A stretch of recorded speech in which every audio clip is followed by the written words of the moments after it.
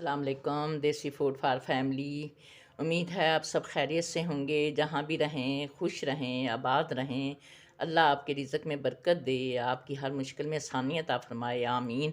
आज हम बनाने लगे हैं झटपट से तैयार होने वाला साग। उसके लिए हमने 3 गुटियाँ ली थी, उन्हें अच्छी तरह से हमने काटा, फिर से वाश किया। आप देख सकते हैं एक एक पत्ते पे ये बिल्कुल हमने इसकी मट्टी जो होती है वो बिल्कुल हमने यानी कि रिमूव कर दी, साफ़ कर दी अच्छी तरह से। इसे 7-8 पानियों में हमने इसे धोया। अब इसके लिए हैं हमने मसाले। उसमें हमने लिया है ये अदरक की एक गट्ठी है, एक लहसुन की पूरी पोथी है, और ये है हमारा प्याज जो हम इसमें डालेंगे छील के काट के। और ये हैं हमारी मिर्चें, ये मैंने धो के गोल मिर्च रख लिया है। और अभी सब्ज़ी वाला आएगा तो उससे लेंगे हम सब्ज़ मिर्चें। कम से कम इसमें 10 से 15 अदद मैं डालूँगी, साथ चॉप करके हरी मिर्चें। मैंने ये ले छील लिया है। लहसुन अदरक जूलियन कटिंग में काटें हम करेंगे, डालेंगे ऐसे काट के हम डालेंगे। ये हमने डाल दी मिर्चें, और इसमें हम डाल देंगे अपना 1 टीस्पून हम अभी डालेंगे इसमें नमक, फिर हस्बे ज़रूरत हम चख के फिर डाल देंगे। पहले हम कम ही डालेंगे। इसमें डाल देंगे हम प्याज, ये हमने मोटा मोटा अपना काट लिया है, और इसमें मैं डालूंगी 4 गिलास पानी के। ये अब हम इसमें डाल दूंगी, ये है मेरा 1 कटोरा टिफ़िन का, ये मैं भर के डाल रही हूँ। ये तकरीबन है 3 गिलास हैं, 4 के बजाय पहले हम 3 गिलास डालेंगे, और उसके बाद अगर हमें कम या ज़्यादा की ज़रूरत पड़ी तो हम डालेंगे, वरना नहीं। हमने इसका सीटी हिलने पे 10 मिनट हम वेट से हिलाएंगे। और साग की जान हमारी गोभी, ये हमने एक छोटा सा बिल्कुल, या आप कह सकते हैं कि एक मैंने फूल लिया था आधा किलो का, उसमें से डंठल निकल गया, उसमें ये थोड़ी सी गोभी 1 कप के बराबर गोभी जो है वो मैंने इसमें डाल दी है। अगर हमारी रेसिपी अच्छी लगे लाइक करें, सब्सक्राइब करें, शेयर करें। अल्लाह आपके रिज़्क़ में बरकत दे, आमीन। हमारा साग गल चुका है। हमने इसको पकने पे, सीटी हिलने पे 7 मिनट के लिए हमने इसे पकाया था। 7 मिनट हमने सीटी हिलाई थी। ये आप देख सकते हैं हमारा साग बिल्कुल गल चुका है। अब हम इसमें को घोटेंगे। मैं अपने ग्राइंडर के जग में डाल के ग्राइंड करने लगी हूँ साग को। आप देख सकते हैं मेरा साग ग्राइंड हो चुका है। ये अब हम इस सारे साग को ऐसे ही ग्राइंड कर लेंगे। ये है हमारा साग, उसमें हमने डाला है मकई का आटा। ये एक छोटी सी प्याली है हमारी, ये मैंने एक डाली है। आप बेसन भी डाल सकते हैं, आप कनक का आटा भी डाल के इसे ग्राइंड कर सकते हैं। क्योंकि हमारी रेसिपी झटपट बना रहे हैं हम साग की रेसिपी, इसलिए हम इसे ग्राइंड कर रहे हैं। ये आप देख सकते हैं ये भी हमारा ग्राइंड हो गया है। ये हमारा बिल्कुल साग के बीच में हमारा मकई का आटा बिल्कुल घुल गया है। ये है हमारा साग, हमने सारे अपने साग को ग्राइंड कर लिया है। ये के लिए हमने डाला है देसी घी थोड़ा सा, डाल देंगे हम अपना प्याज। हम इसमें प्याज का तड़का लगाएंगे। आप लहसुन का भी लगा सकते हैं, जैसे आपकी मर्जी हो अब वैसे लगा सकते हैं अपना तड़का। हम अपने साग को प्याज का तड़का लगा रहे हैं। आप अपने ज़रूरत के मुताबिक डालडा घी का भी, आप बनास्पति घी का भी तड़का लगा सकते हैं, आप ऑयल का भी लगा सकते हैं। आप देसी घी जो आपके पास अवेलेबल हो आप उसका तड़का लगाएं। अगर हमारी रेसिपी अच्छी लगे शेयर करें, लाइक करें, सब्सक्राइब करें। अल्लाह आपका दस्तरखान कुशादा रखे, आमीन। साग बहुत अच्छी सब्ज़ी है, ये सर्दियों की नेमत है। सरसों का साग, सरसों का साग भी कई तरीके से पकता है, मटन में भी पकता है, बीफ में भी पकता है, और बग़ैर उसके भी खुशक भून के भी पकता है साग। साग बनाने के बहुत सारे तरीके हैं। अगर आपने कभी कोई फरमाइश करनी हो तो आप कर सकते हैं। हमने अपना साग डाल दिया है अपने तड़के में। हमारा तड़का ब्राउन हो गया था, प्याज हमारा। अब हम इसमें डाल के इसे भून रहे हैं। साग बहुत अच्छी सब्ज़ी है, बना के ख़ुद भी खाएं, बहुत अच्छा बनता है। साथ मकई की रोटी बना के खाएं।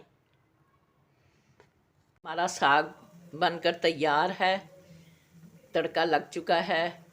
ये है हमारा मकई का आटा। अब हम इसमें डालेंगे, इतना गर्म पानी हमने कर लिया है, इतना गर्म पानी डालेंगे जो हमारे हाथों को तेज़ गर्म ना लगे, बस इतना पानी। इसी को सब हम अपने आटे को थोड़ा थोड़ा पानी डाल के मिक्स कर लेंगे। ऐसे हम थोड़ा थोड़ा पानी डालते रहेंगे। ये चारों तरफ हम डाल देंगे ताकि हमारा आटा अच्छी तरह से भीग जाए। हम अब मकई के आटे की गुंदाई कर रहे हैं। इसका तरीका यही है कि अपने हाथों की हथेलियों से इसे हम ऐसे मैश करते रहेंगे, और जब ये बिल्कुल मुलायम, जितना हम इसे गूंदेंगे उतना ही ये अच्छा गूंदा जाएगा। और इसे हम कोसा थोड़ा थोड़ा पानी डालेंगे, इसे इकट्ठा करके ऐसे ही हम गूंदते रहेंगे। 10 मिनट कम से कम हम इसे ऐसे ही गूंदेंगे ताकि ये अच्छी तरह से इसका अंदर का जो लेस है वो निकल आए। हमने अपने 3 पेड़े बना लिए हैं अपने आटे के। अब हम इसकी रोटी बनानी शुरू करेंगे। ये आप देख सकते हैं, मैं रोटी बना रही हूँ। ये मैंने अपनी रोटी तवे पे डाल दी है। अब इसमें मैं थोड़ा सा देसी घी लगाऊंगी और इसे मैं अच्छे तरीके से ऐसे उल्टा लूँगी।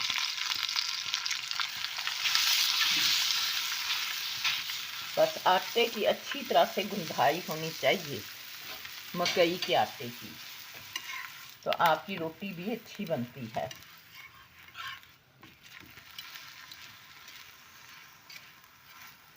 अब हम इसे ऐसे हिलाते रहेंगे ताकि हमारी रोटी चारों तरफ से गोलाई में इसमें पक जाए।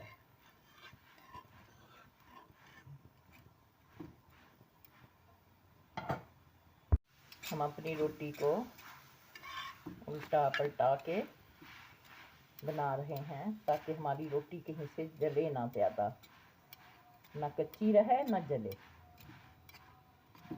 इसलिए हम इसे हिला रहे हैं। ये आप देख सकते हैं, ये हमने हाथों से ही बनाई है रोटी अपनी। हमने बेलन का या किसी चीज़ का सहारा नहीं लिया, हमने हाथों से ही बना ली है। अब हमारी ये रोटी पक चुकी है।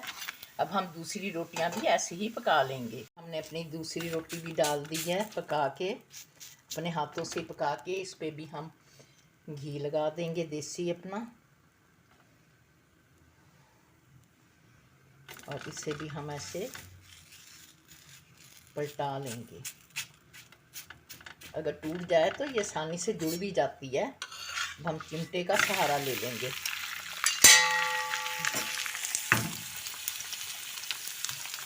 ये हमारी रोटी पक रही है मकई की दूसरी, इसे भी हम वैसे ही पका लेंगे। ये हमारी दूसरी रोटी भी तैयार है, आप देख सकते हैं। ये अब तीसरी रोटी भी हमने डाल दी अपनी। अब इस पे भी हम घी लगा देंगे अपना।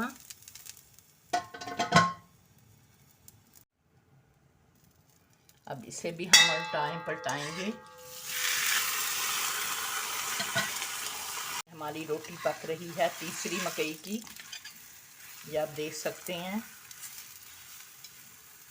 बस मैंने इसलिए बनाते हुए नहीं दिखाया कि हाथों से जब मैं बनाती हूँ तो इसमें शोर बहुत होता है, टप टप की आवाज़ आती है, इसलिए मैंने रोटी को हाथों पे बनाते हुए नहीं दिखाया कि शोर होता है बहुत। हमारी माशाल्लाह तीसरी रोटी भी तैयार है। आप ज़्यादा बड़ी रोटी ना बनाएं, आप छोटी रोटियां बना लें जो खूबसूरत भी लगें और अच्छी तरह से पक भी जाएं और पतली भी हों। ये आप देख सकते हैं कितनी पतली रोटियां मेरी, मैंने बिल्कुल छोटे छोटे पेड़े की बनाई हैं।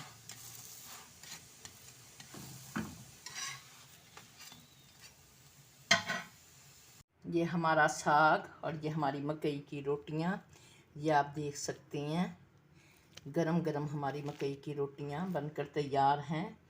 अगर हम इन्हें अच्छी तरह से ऐसा आंच पे पकाएं तो बड़ी अच्छी रोटियां बनती हैं। अगर हमारी रेसिपी अच्छी लगे लाइक करें, सब्सक्राइब करें, शेयर करें। अल्लाह आपका दस्तरखान कशादा रखे, आमीन। हमें भी दुआओं में याद रखें, आमीन। अल्लाह हाफिज़।